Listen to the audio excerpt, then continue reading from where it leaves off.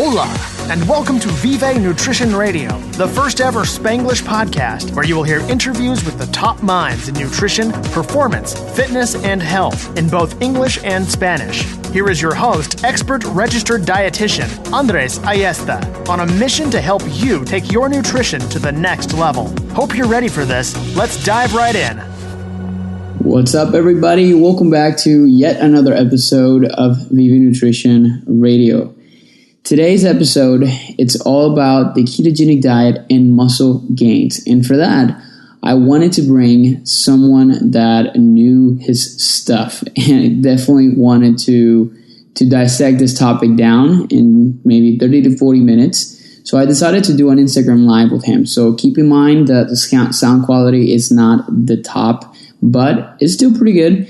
And because we recorded this on an Instagram Live that we did a few weeks ago, me and Danny Vega, which is actually my podcast guest for today. I'll tell you a little bit about Danny to introduce him, and then we'll get right into this. But Danny Vega is a 220-pound raw powerlifter. He's a massive beast. He is a native of Miami, Florida, and he's also a fellow Hispanic like I am. I think he's Cuban descent, so he does speak a little bit of Spanglish here and there, and you'll hear some Spanish words throughout the podcast. But he has a bachelor's degree in political science from Columbia University. He got it in 2004. He was also a member of the football team and a 3-time Dean's List recipient. That means that he's also a pretty smart cookie. He was not suffice with that, and he said, I'm going to go back to get my master's. So he went on to University of Florida to get his master's in human performance, and he actually worked there with national championship men's basketball team along with women's basketball, tennis, and golf programs.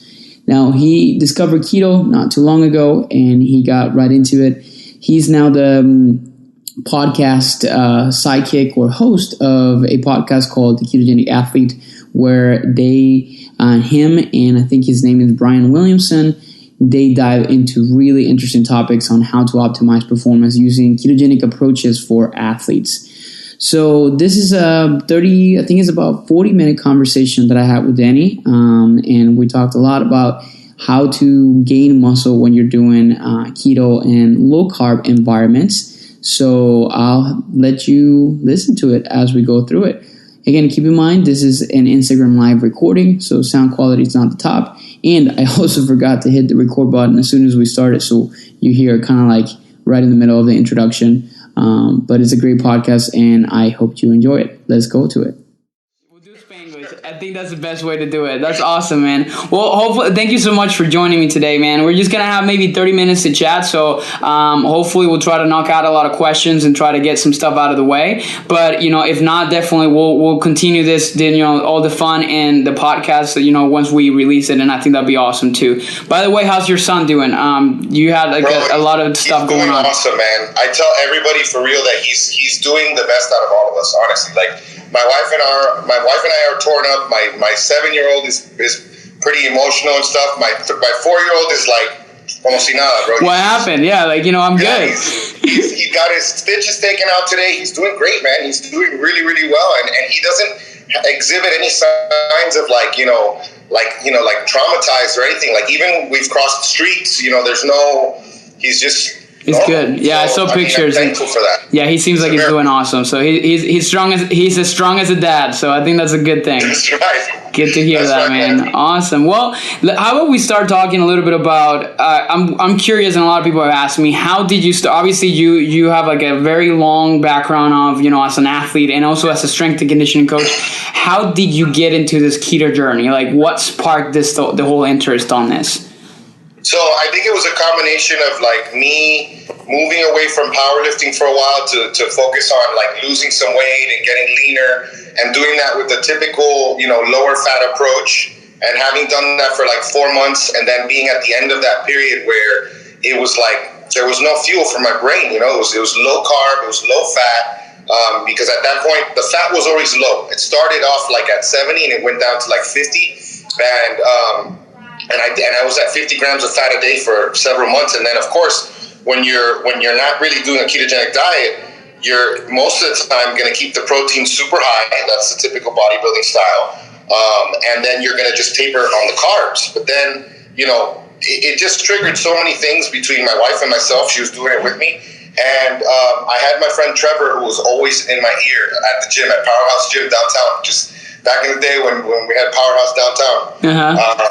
And he was just always telling me about keto and stuff. And I just honestly, I never even gave it thought. Like grad school, we didn't learn about keto except for, of course, ketoacidosis. We didn't have, there was really no talk about this, and there was no talk about even one of my favorite classes, cardiopulmonary pathologies. And that the guy who taught that was my advisor, and I loved him.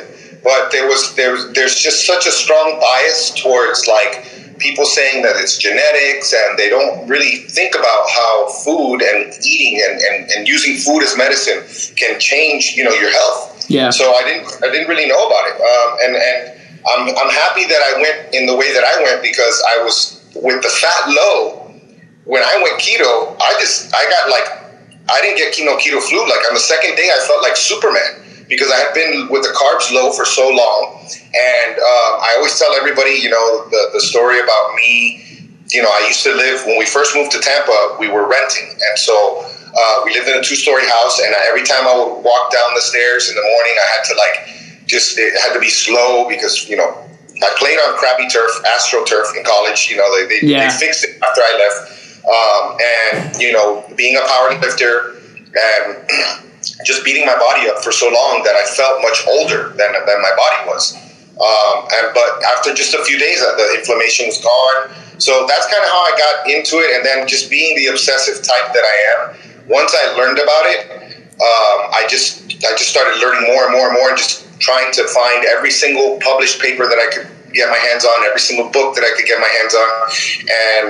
And then in the past year, because it's been like over 2 years now for me, and the past year it's been now, let's look at different ways to experiment. Like, how can I use carbohydrates in a way that I wasn't looking at them before? Yeah.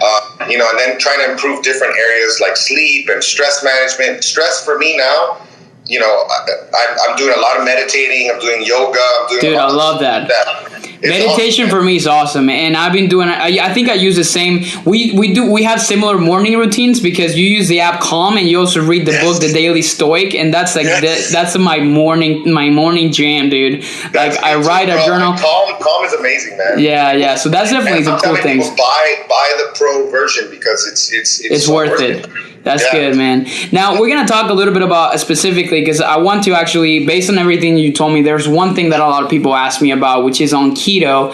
And we'll talk about more in depth on the muscle mass and everything. But let's actually start on protein, because I think I listened to a podcast that you did at some point. I don't remember exactly. I think it was with Tracy or something like that. But she basically, what you were actually talking about is how sometimes like that higher protein mentality equals muscle mass.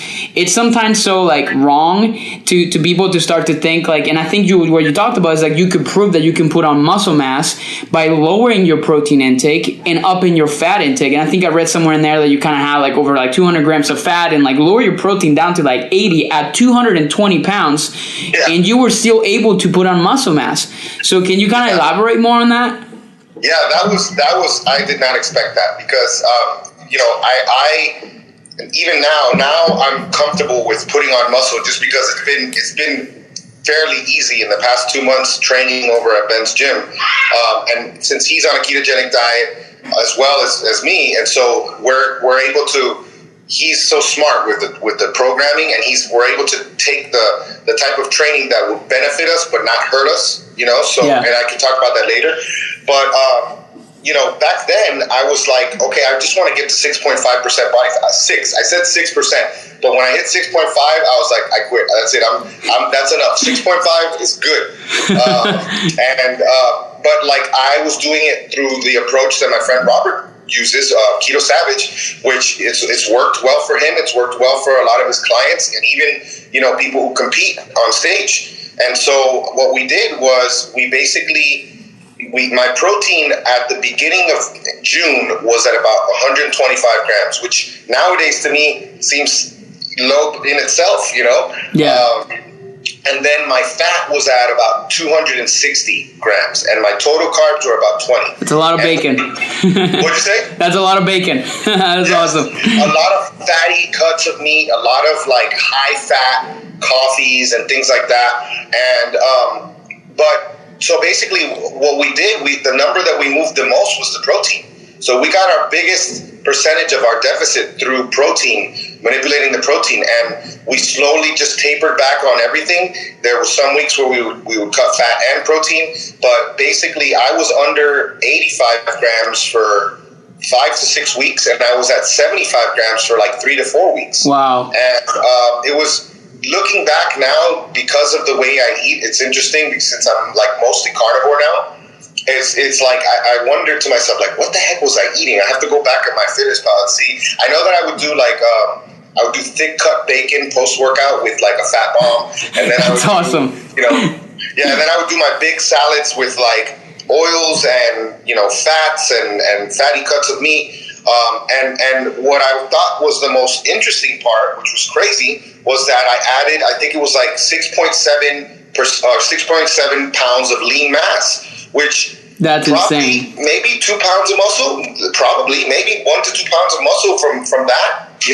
And it's possible, man. Like, I mean, I tell a lot of people, and I actually have a really interesting case study from a Major League Baseball player that and I can't really mention any names, but we basically put him through a ketogenic program, and this is like a top of the line guy, and was it injury prevention, like off season?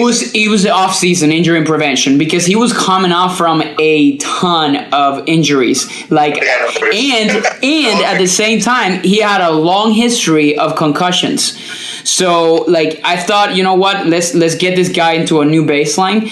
And in the process of doing this, we did DEXA on him here at ASPE before. Yeah, and I've done DEXAs over there. Yeah, dude, and that's the best way to best way to measure. And he put on almost, like, I think he started at 210 and he ended up at 218. And when we looked at the numbers, like, it was pure, strict lean mass. And I'm like, this is fascinating.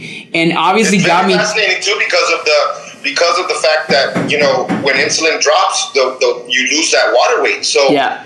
I mean, eventually, how long was the process? How I think he was probably within like a 3-month process, but we saw that bump in like 8 weeks or so.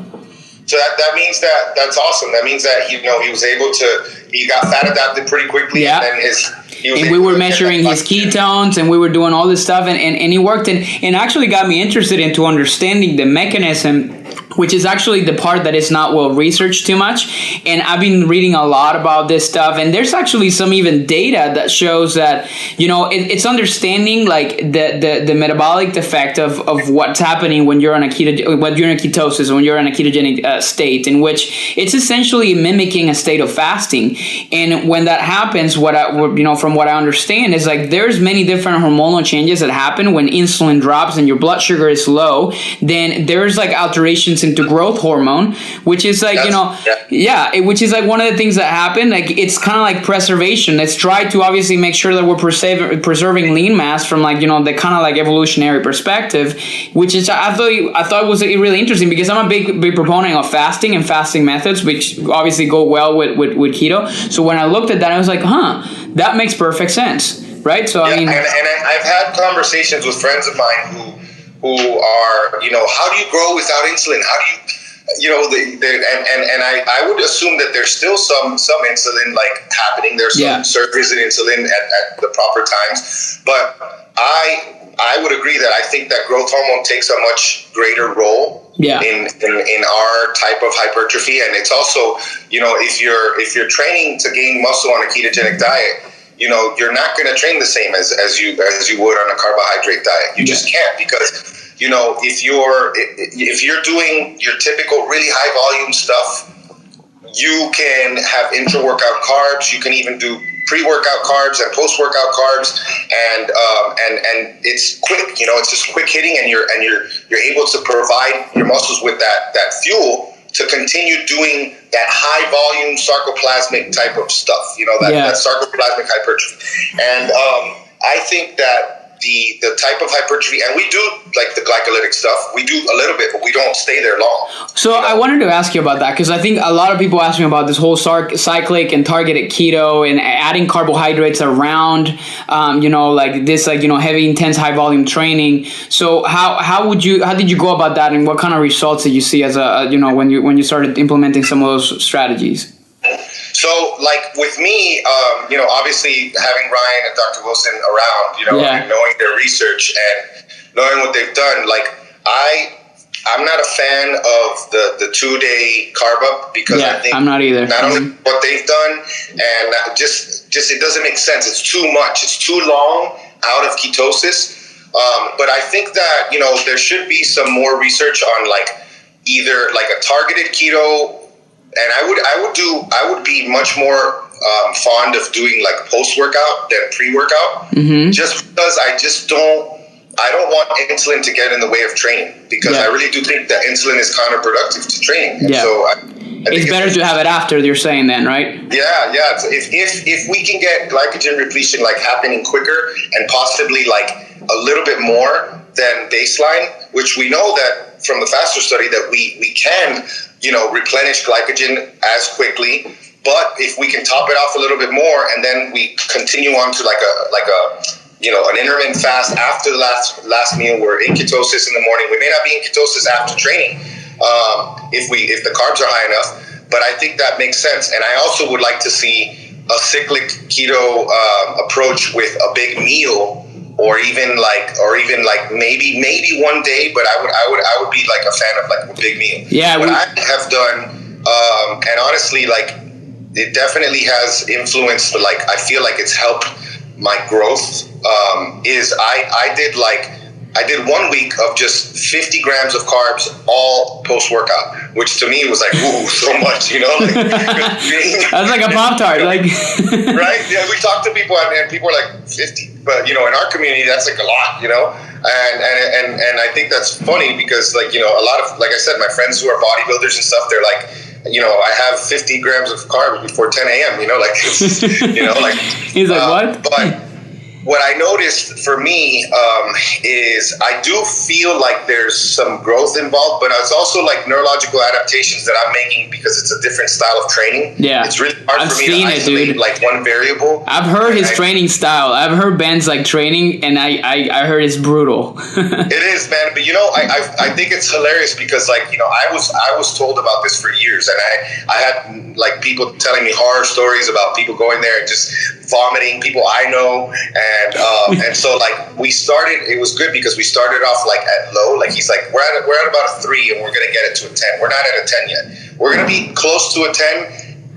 as the show comes up, because the Olympia is coming, and my training partner is getting ready for the Olympia, and it's me, Ben, and Derek, and so we're moving a little bit faster. We're doing a few different things, but for me, I'm not convinced, based on what I did, that it would be something that I would like to do continued over time. Yeah, I think it makes a lot of sense to not be afraid of carbohydrates if you feel run down and you have like a really bad like leg session just destroys you. Have like 50 to 100 carbs if you're someone who's fat adapted and you're very insulin sensitive. I think that may help. I think that may be helpful. And I think a lot of people are usually kind of, especially because the within the community of keto, that they get so much into a ketosis state and they do it for so long that they're frightened from the carbs, and then they go like, no, like what do you? Yes. Like, that's what 50 to 100 grams. They'll be like, hell no, like I'm not doing something like that. But it's understanding that it's actually like a benefit, because I have a client in Spain, and he actually. He has one of like the higher ketone levels, and I think like there's people that are very like more suited for keto than others, specifically from like from numbers perspective. And the guy actually has like he texted me one night, and he was like, like I had a slice of like birthday cake, and the next morning his levels were up to like 4.5 on the ketone meter. I'm like, dude, you're just like incredible. Like you're so insulin sensitive. Like you're using this effectively, and it's just that's the way I kind of teach some of the clients that I have on keto that it can be incorporated as part of it, because it can have its place, especially when you're trying to gain muscle mass.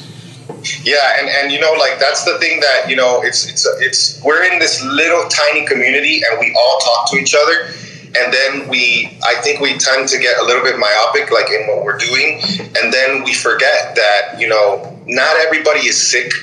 There's a lot of people that are sick and doing keto to get better, but a lot of us are healthy, you know, like I put a picture up of me before keto and me after keto, and, you know, it doesn't look like a before and after because I was very lean before and I'm very lean after. I just find that I get a lot of other benefits, the brain benefits, the boost in productivity, the anti-inflammatory benefits, all those things. Also, the hunger and appetite control, which I've never had before. And I even was getting, with just using sweet potatoes and cabbage in my post-workout meal, and, you know, tops maybe like 4 to 5 ounces of sweet potatoes, so maybe 30 grams of carbs. About that. Then, yeah, so you know, it wasn't that much, but I found that it was a very strong appetite stimulator, and then I was like, oh, I don't want to suffer. Like I'm a pansy. I would never be able to do like a bodybuilding show. I hate that stuff. You know, like you don't want to go through that. So I think you know, with someone who I find a lot of the time that people who are having a hard time gaining weight are just not eating enough. You know, I think that's one. Yeah. And I think another one is the training stimulus. They just don't understand the amount of training that you have to do. You know? Which is actually interesting because I want to get into that topic briefly, which is actually total caloric intake. And I'm actually going to refer, there's a recent study that just literally got published last month. I actually have it pulled up in here, but it's essentially a study out of Spain. And what they did is like they looked at basically like they put some people on a ketogenic diet or like a normal kind of diet. And what they found was like there's no significant differences in muscle when they actually did the study. And obviously the control group actually gained muscle mass as a result of it, and it was like a training program, and it was well controlled. It was actually a good study. The only problem that they found, and they even talked about it, is they did not measure like what were the total caloric intake at the end of it. So obviously they were just measuring. So it was ad libitum. Like they were just eating how much you wanted. So one of the key things in keto, and you obviously can speak on this as well, is the fact that, you know, your hunger levels, which you just mentioned, they usually tend to drop. So why is it not telling me that maybe they were just in a massive caloric deficit, and obviously that was just not, adjusting for that? So I guess like the question to you in here is, how important is, you know, overall calories in this process, along obviously with the training stimulus? If I were to rank them, I would put the training stimulus way above caloric intake, because I find that, and it has to be maybe growth hormone playing a bigger role when we're fasted or even when we're in a big deficit. I think that, you know, for me, being able to train hard and being experienced at pushing my body, you know, to where it needs to be pushed, helped me in that period where I was eating. Like if I were to go to ASPE and I were to go get like a full metabolic cart done and see what my RMR was and everything, because I've gotten estimates of it, and it's usually anywhere from like 24 to 2,700 calories for my RMR, because I have about 205 pounds of lean mass on me. Yeah, I was eating under that for over a month, and I was eating just above that for a few months. So, you know, that to me is a very large deficit, and I'm somehow able to still add muscle. So the training stimuli is important then. Yeah, the stimuli. I think that's the most important thing, and I think a lot of people they forget that part, and then it's like they go straight into like, what should my macros be? What should my protein be? And all that. And I think it's important, but I think that, you know, training is very forgiving, not only for putting on muscle, but also for when you want to burn fat. Like, I think people should be focusing on training harder and pushing themselves more with like HIIT type stuff than manipulating their calories first. I would do that first before I would like manipulate the calories and work with the ratios and stuff. It's also, I'm aware that I'm very metabolically flexible. I am aware, but I think I'm one of those people, like you said, that are suited for keto, because I may not have, you know, based on my short period that I did on looking at breath ketones, because I returned it because it was a $700 device, the level device.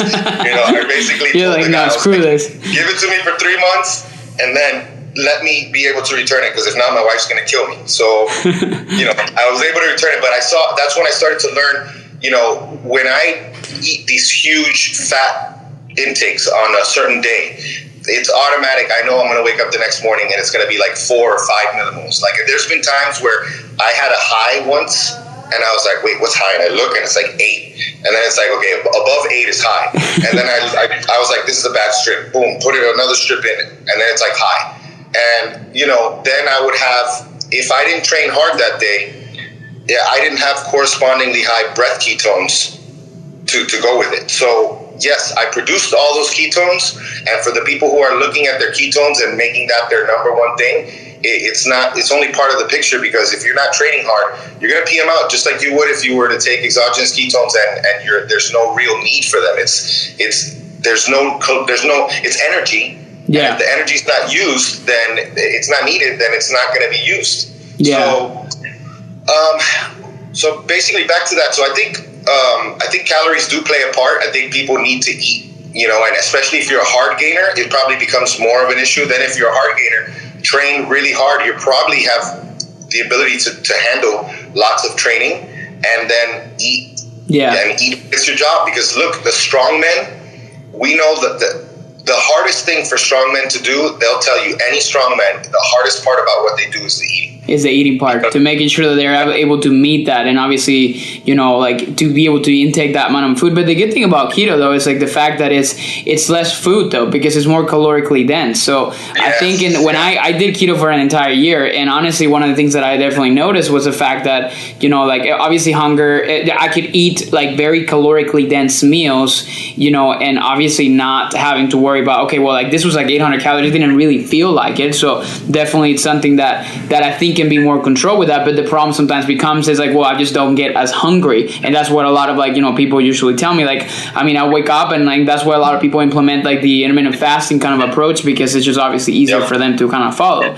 So I think that's definitely something interesting. Now, before we wrap it up like today, because we have I think about like maybe like 5 to 10 minutes. So I wanted to briefly talk about the carnivore experiment that you've done, because I think that's really interesting. And obviously there's a lot of people that criticize that kind of approach, and I know Ryan did it for an entire month. I've never actually done it, but super interesting. I think it would be really fun to kind of do. But obviously I want to kind of get an idea of like what is it, and like what's like kind of like the rationale, like the whole reasoning behind it. And I think you're doing that right now, so I think that's definitely something important. Yeah, I'm definitely like very much carnivore based. Like my meals, for instance, today my first meal was 20 ounces of sirloin with. Oh wow, that's awesome. 3.5 ounces of guac, and then 4.5 ounces of this stuff that my wife just found. I think it's called farmhouse culture, and it's like sauerkraut with dill pickles and garlic. I'm like, that's like my 3 favorite things, and so and they put it into one. All of them, man. And so like that's my only and I usually have that after training. So I trained late today, and I'm dealing with this right now that I have 12 ounces of ground beef waiting for me that I put with like an ounce of cream cheese and some shredded cheese there, that like technically is what I programmed for myself. But I'm like, I did a long fast because I was so busy and I didn't train till the afternoon. And now I'm like, I'm probably not going to be able to eat that. Like maybe when we get off, maybe like me entra el hambre or something, later, and I get a little bit hungry, but I don't know. I'm not really feeling that right now. And some people tend to, as they get more insulin sensitive, they have like a ghrelin deficiency, and then those people tend to be the ones that would benefit from some carbohydrates, at certain parts of the month or things like that. So, back to what was the carnivore? We're just talking about the carnivore experiment, So carnivore. So basically, like when I was my first full carnivore was August of last year, and I did it all of August last year, and it was even more than just strict carnivore, because I decided that I was only going to eat salmon, any type of salmon, smoked salmon, all the different types of salmon, and anything that came from a cow. So all the organs, all the types of cuts, and I felt the best I've ever felt in my life. What I find personally with like a sustained approach with carnivore as an athlete I personally don't think it's great, depending on what you do. If you're doing something like, for instance, Dr. Baker does very well with it, because he's basically doing very short bouts with long rest. So like he'll do 100-meter sprints on the rower with 2 to 3 minute rest for like 10 reps. And then he'll take a break, and then he'll do some other HIIT type of activity. And a lot of it is full recovery. And I think that lends itself to be able to produce the energy that you need in a timely fashion through gluconeogenesis. And but for me, where I'm like, okay, I'm going to do yoga at 6, I'm going to train at 7, I'm going to row at 4, you know, and like hydration becomes a huge issue. That's important, yeah. Even more than keto. And I noticed that when I added avocados back, that they were definitely helping me stay more hydrated. So, but I would say it's definitely, if someone is like, it depends. Like, let's say someone's trying to lose fat and they're stuck. I would say go carnivore for a month. And then, and somebody just asked a question about weight loss and everything. So that if you're not doing keto and then choosing like, you know, go for like, I think somebody said like B3 loss. She says carnivore a good weight loss tool. So maybe for somebody that is stuck, maybe that is doing keto, maybe that would be a good kind of step to take and just to experiment with it. Yeah, totally. And like if you have issues with gut health, I find a lot of people they do great with carnivore, because, you know, not all of us can afford an MRT panel to see what our food sensitivities are. And most of the time, what I've seen with all of my friends who are RDs that do these things is very rarely do you see like a beef sensitivity. You don't see that a lot. Sometimes you'll see some fish. You'll see, my wife is turkey, tilapia, tuna, which broke her heart. She can't really have them, like, or like it's just kind of sensitive to it. She's sensitive to it, but, you know, the thing with you when you do an MRT panel is that you're supposed to eliminate all yellows and reds for 2 weeks, and then becomes the hard part of nitpicking everything. Because if you have a sensitivity to onion, like my wife, you know, onion is in everything, every seasoning, you know. Yeah, my fiance is the same way. You met GB, so GB's like also like has a lot of issues with onions and garlics, because there's just like basically a lot of fermentable carbohydrates in there, and then obviously causes a lot of issues with bloating and a lot of issues on that sense. So definitely those are like there's a long list. That's what they call like also some FODMAPs foods, or like foods that are like higher on those things. So definitely that's something. I think maybe like that's, I think why carnivore I think may actually be beneficial for gut health. And one of the things that a lot of people ask me about was like, well, what about like all the micronutrients? And I think on the podcast that you did with Tracy, you talked a lot about, well, you get a lot of micronutrients, but just people don't talk too much about this, you know, on like from actual meats. So, you know, and I think that's the thing that a lot of people usually sometimes tend to forget, that you're getting a lot of those macronutrients as part of that. Now, for somebody that does carnivore, would you still consider and would you recommend like a multivitamin or something like that, just to make sure that they're getting all like their nutrients in? I love everything that I do is very theoretical, because I don't have like all these ways to test what I'm doing, but I do like certain things to cover my bases. Is my uric acid ever going to be super high? Probably not, but I still take L-citrulline twice a day to help with that. Am I ever going to have high homocysteine levels, for instance?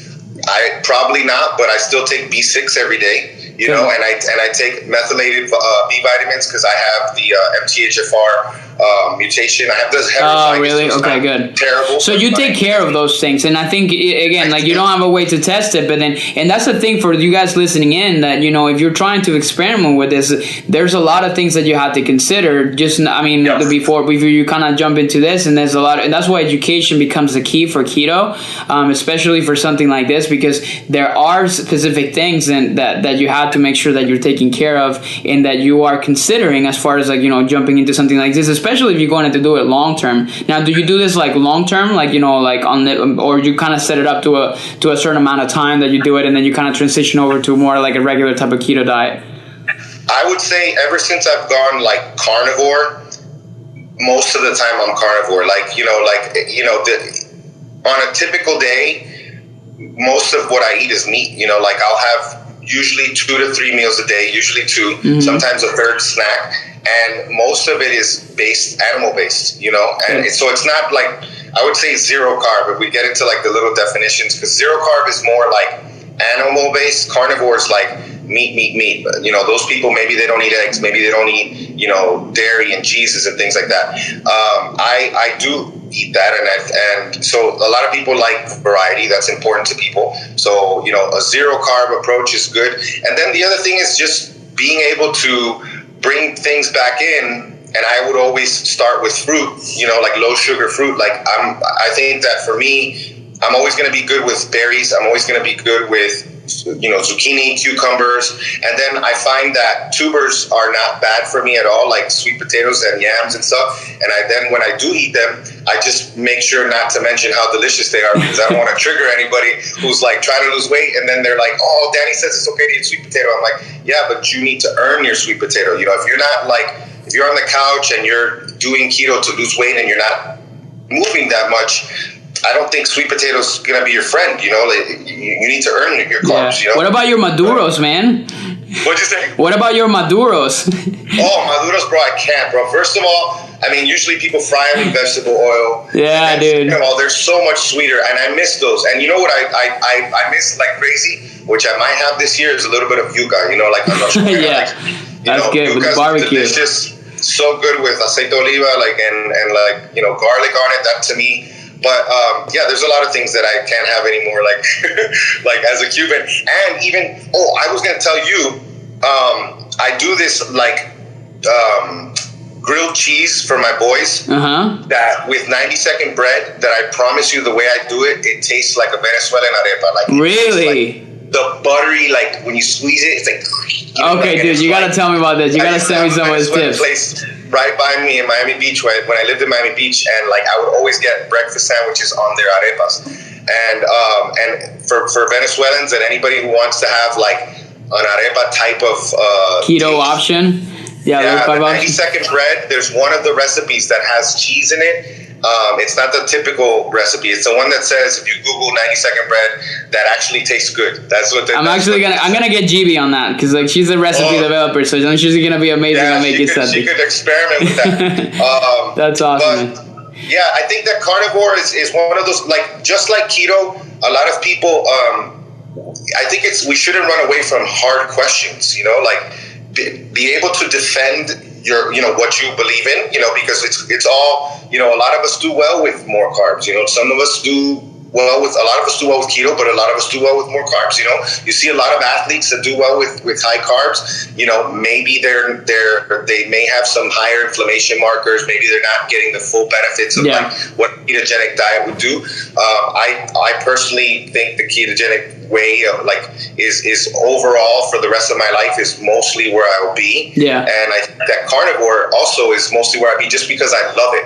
And when I found out that I could do that and it wouldn't hurt my health, then you're I'm all on board for this. Yeah, dude. I think that's awesome. And I think, and I'm just to kind of wrap it up, and I think it's important for everybody listening in to understand. And usually I'm known for being a dietitian that is progressive in a way that I like to be neutral in many different aspects. So I'm supportive of high carb, but I'm also supportive of high fat, low carb. It's just honestly what works best for you and what works, what's the kind of the best approach that you're going to implement. But the key thing, regardless of what you're doing, is to properly educate yourself, because obviously Danny, like me, you're obviously researching all this stuff. You understand exactly all the metabolic aspects of things, and that actually makes a massive difference. So I think I think we can obviously finish it on there. I think there's going to be a lot of people asking a lot of questions in the future, so definitely let's continue this conversation on my podcast coming up soon. Bro, for sure, anytime. I think are going to be exciting. Now, is there tell us how we can find out what you got going on right now? Is there anything I know you're working on the carnivore cut, or